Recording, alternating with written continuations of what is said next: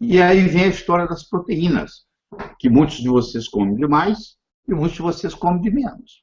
Porque se você faz tanto regime e come tanta alface, só que a nossa estrutura ela é feita de proteínas. Os nossos músculos são proteicos, os nossos ossos são proteicos, o nosso sangue, as hemoglobinas, tudo é proteína. Então, se você não ingere a adequada proteína, que é 1 grama por quilo de peso, você pesa 70 quilos, você tem que ingerir em torno de 70 gramas de proteína por dia. Se você não ingere as proteínas certas, você começa a desenvolver uma coisa chamada sarcopenia. Você chega a um ponto que você não consegue atravessar a rua sozinho mais. Você precisa de alguém que te dê a mão e te ajude, porque você não tem mais força para levantar o seu esqueleto. Tá? E tem pessoas que comem proteína demais. Pessoas que vão bombar nas nossas academias e ingerem whey protein em quantidade grande e eles não sabem, coitados, que grande parte dessa proteína que eles ingerem no organismo vira açúcar. Sabia disso? Que proteína vira açúcar. Se você ingerir demais, ela vira açúcar. Então, esses whey proteins da vida, que na maioria deles são tudo junk food, porque você vai lá, tem 10, 15, 20 gramas de carbono, de carboidrato, desculpa, permitido por lei. No seu sangue inteiro, se você somar, tem 5 gramas de açúcar. No whey protein que você ingere, pode chegar a ter 20. Como o Fantástico fez uma análise uma vez, alguns chegam a ter 30 gramas de açúcar, de carboidrato, que vai virar açúcar, por porção. E você pensa que está ingerindo proteína, e você está ingerindo muito mais carboidrato do que proteína. E aí nós temos que ter a preocupação com as vitaminas e com os minerais. Toda deficiência de uma vitamina causa uma doença. Se você não tem vitamina A, você tem cegueira noturna. Se você não tem vitamina B1, você desenvolve problema neurítico dos nervos.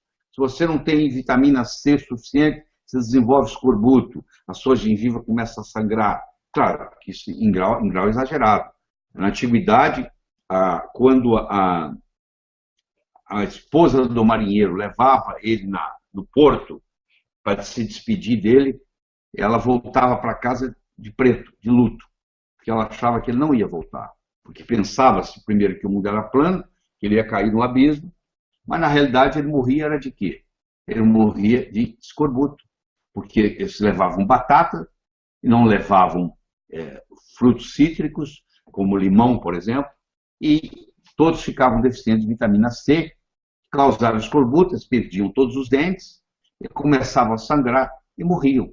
Já teve navio onde morreram 70%, 80% dos marinheiros numa viagem de escorbuto. Então, as vitaminas previnem uma série de doenças. E quando dadas em doses um pouco acima do normal, elas funcionam como nutracêuticos. Então, elas podem tratar doenças, e muitas doenças. Por exemplo, a vitamina B3, B de bola, ela trata alcoolismo.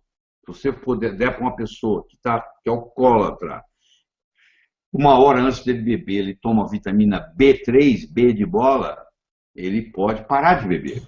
Entendeu? Tem muitos estudos sobre isso.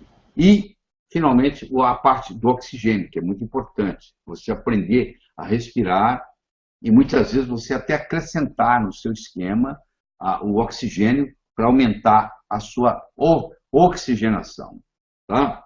Então, água, carboidratos, proteínas, vitaminas, minerais, oxigênio, etc. E onde é que você prepara o seu alimento? Eu preparo meu alimento na cozinha. Tá bom. O que você usa? Eu compro comida pronta e uso micro-ondas. Pois é, o micro-ondas é um problema. Eu sei que ele é extremamente prático, né? Extremamente fácil de resolver o problema. Se eu, por exemplo, esquento um leite no micro-ondas, aquele subir da temperatura rápido e baixar, ele faz uma desnaturação das proteínas do leite. Quando você tira o leite de lá, ele já é outro produto do que aquele que entrou. Se uma mãe pega uma mamadeira de plástico, isso é visto com frequência, esquenta no micro-ondas, o calor batendo naquele plástico libera bisfenol A e fitalatos, que são xenoestrógenos. Aquilo entra no corpo do bebê e funciona como hormônio feminino, causando uma coisa chamada estrogenicidade, criando essa epidemia de crianças com 6 meses de idade obesos. Só falta você me dizer que as crianças com 6 meses de idade estão obesos porque eles não fazem muito mais ginástica como fazia antes, né? E estão comendo mais.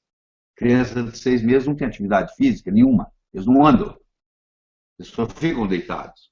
Por que estão ficando obesos? Porque eles estão ingerindo xenoestrógeno.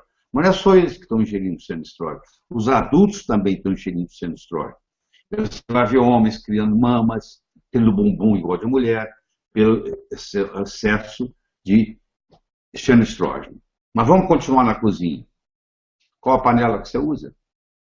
Se você usa panela de alumínio, com o esquentar do fogo, o alumínio libera, vai para o seu cérebro, dá Alzheimer. Se você usa panela de cerâmica, você está protegido. De todas elas que você pegar, se fizer panela de ferro, quando esquenta o ferro, libera, você pode ter doenças relacionadas com o aumento da ferritina, que é uma doença comum, tem gente que tem predisposição à hemocromatose, é uma doença que o ferro deposita no fígado. Então, você tem que gastar um bom dinheiro para comprar os utensílios da sua cozinha, que você cozinha, que você põe no fogo, tem que ser de cerâmica, porque você nunca vai ter problema. Esse teflon que você usa aí, essa frigideira de teflon, quando esquenta a 270 graus centígrados, libera teflon. Esse teflon entra no seu corpo e tem a mesma estrogenicidade que a mamadeira tem no micro-ondas. Então, vê qual utensílio que você está usando. Qual óleo que você cozinha. Quando você vai no supermercado todo mês fazer compra, o que você compra lá, hein? A sua avó não comprava, ela matava o porco em casa. E ela guardava, e lembra como é que ele era guardado? Uma lata, e ali ficava a gordura, os pedaços, ela usava a gordura, reusava a gordura sem problema nenhum. Você pode usar e reusar uma gordura de porco, por exemplo. Você nunca pode reusar uma gordura vegetal de girassol, de soja, de canola, porque no momento que você coloca na frigideira, como são ácidos graxos poliinsaturados, eles sofrem um processo de oxidação e de hidrogenação parcial. E eles já saem dali como veneno.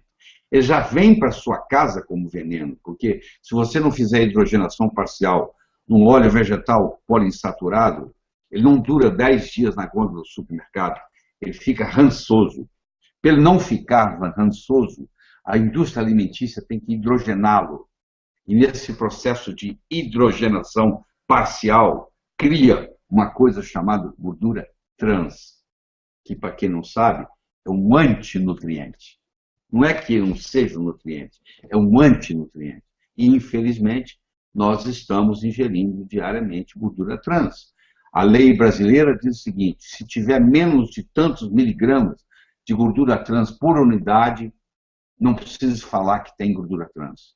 Aquela sua fábrica, seu biscoito favorito, que vinha 50 biscoitos numa caixinha, e hoje você compra a mesma caixinha, vem 100 biscoitos, só pela metade do tamanho, ao invés do que era antes, está dentro da lei. O que eles fizeram? Se eles deixassem o biscoito maior, por unidade, agora eles tinham que escrever na caixa, com gordura trans.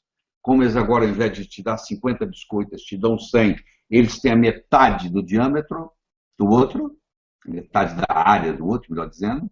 Aí o que acontece? Por unidade. Agora não precisa, não é obrigado a dizer que tem gordura trans.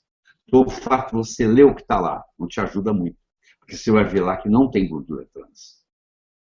É a mesma coisa que você faz com o seu azeite de oliva.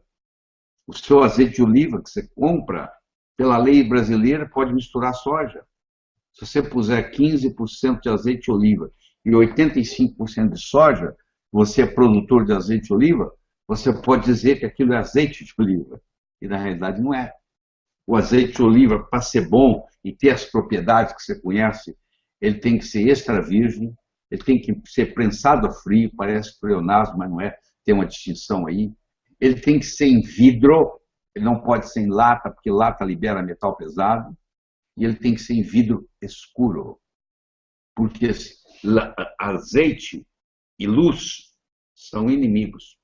Se você deixa um azeite de oliva num vidro transparente, numa gôndola de supermercado, e aquela luz batendo ali, 18 horas por dia, aquilo ali oxida, então já não serve mais. Então você imagina o que é interessante. Quando você procura um azeite extra virgem, prensado a frio, em vidro escuro, provavelmente você vai ter que gastar um bom dinheiro comprando um azeite importado que custa R$ 54 a garrafa, ou mais, se eu não estou atualizado. Entendeu? Então é muito importante você entender esses detalhes. Você deve estar pensando assim, quais são os melhores alimentos que eu posso ingerir? Bom, o melhor alimento que tem no planeta Terra chama-se leite materno. Nada chega perto. Só que não está disponível para vender. Tá? Se tivesse, seria uma beleza. Aliás, na Europa, existe um mercado negro de leite materno, para você ter uma ideia. O segundo alimento melhor que tem no mundo chama-se ovo. Quantos anos você passou sem ingerir ovo? Aliás, muitos de vocês não ingerem até hoje. Tudo que a vida precisa está ali, é bem empacotado, só que falaram para você que aumenta colesterol. Mentira. Aumenta colesterol se você fritar ele em canola ou em girassol. Mas batatinha também, frita em canola ou girassol ou soja, aumenta o colesterol. Mandioquinha também frita em canola, girassol, soja, aumenta. Então, você comer o ovo frito num óleo vegetal, você pode aumentar o colesterol. Mas se você ingerir o ovo cozido, o ovo pochê, é o contrário, até baixa colesterol. Eu já ingeri hoje 6 ovos. Eu ingiro 3 ovos no café da manhã e 3 ovos no lanche da tarde. Só que eu faço hoje o seguinte, eu já nem como a clara mais. Porque clara é albumina. Eu não estou muito interessado em tanto albumina. Eu parto e só como a gema. Eu como 6 gemas de ovos por dia. E o meu colesterol é abaixo da média. Aliás, se você ingerir, você vai ver que seu colesterol vai, inclusive, baixar. Você deve ter visto recentemente, a revista Veja fez a capa e o Departamento de Agricultura americano teve que dar a mão palmatória e dizer, realmente, ovo é um dos melhores alimentos que existe. E é verdade, é um dos melhores alimentos que existe. Outra coisa interessante, que no meu tempo está acabando, eu preciso responder as suas perguntas, é você fazer alimentos fermentados. É muito interessante. E você tem que aprender a tirar os agrotóxicos dos alimentos. Porque o Brasil, em 2000, era o 7º colocado em agrotóxicos no mundo. Hoje, 2015, nós somos o número 1. Per capita, o Brasil é o país que mais usa agrotóxicos no mundo. Então é difícil hoje você comprar qualquer alimento em qualquer lugar que não tenha agrotóxico. E existe um processo onde você consegue tirar grande parte da atrazina, que é um agrotóxico muito deletério. Você vai para você pega 5 ml de tintura de iodo a 2% e coloca em 1 litro d'água, coloca o que você tem lá, as frutas e as verduras que você vai comer no dia, tampa, porque tem que ficar no escuro para não oxidar, espera por 1 hora, por isso que é 5, 2, 1, 1, guarda o número 5.211. 5.211. 5 ml de tintura de iodo, que você compra na farmácia da esquina, a 2%, para cada litro, 1 litro, por 1 hora. Depois aquilo ali você tira os vegetais, as verduras dali, relava eles, lava eles novamente, e aquela água que está ali, você joga lá fora, que ela está cheia de atrazina, que é um dos agrotóxicos que mais prejudica. Então, com isso, você consegue não fazer uma coisa orgânica, porque o alimento orgânico ele tem mais coisas do que simplesmente não ter agrotóxico. Mas você faz isso e você vai estar ingerindo muito menos ou até nenhum agrotóxico.